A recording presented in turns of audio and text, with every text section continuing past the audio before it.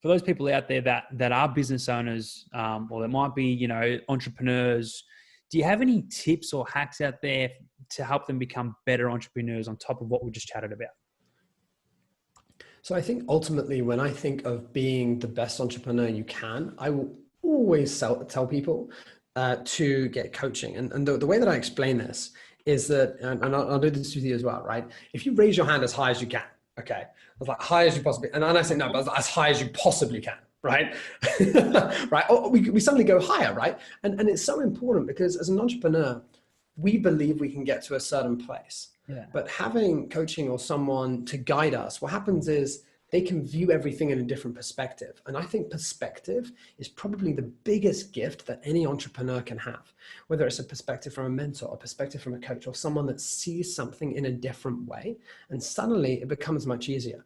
I'll give you like an example. I had a client call yesterday and she said, right, Ben, I want to hit 300K in the next 3 months. And I said, that's amazing. Fantastic. Let's actually figure out how to do that.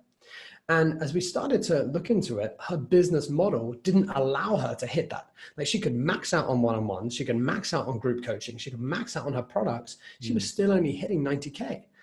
And I told her, listen, you either hit the business model needs to change, or your goal needs to change. And I think that's important because very often I see entrepreneurs, you know, underestimating what they can do in a decade and overestimating what they can do in a year, right? And it's because we often have these huge goals. And I think getting that realistic point of view, getting the systems in place and having that outside perspective is probably the biggest gift you can give yourself as an entrepreneur.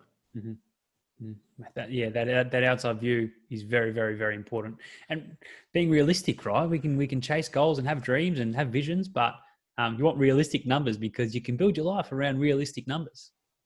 Yeah. And obviously you're in finance. And I think a lot of people think they need, you know, XYZ millions in order to deliver great lifestyle. And I'm sure you sit down with them and realistically you're like, look, you don't actually need that much to live like your ideal lifestyle. Like how much does it actually take? And I think often when you have that realistic view and can actually figure it out, suddenly it becomes much more manageable, achievable, and it becomes much easier as a result.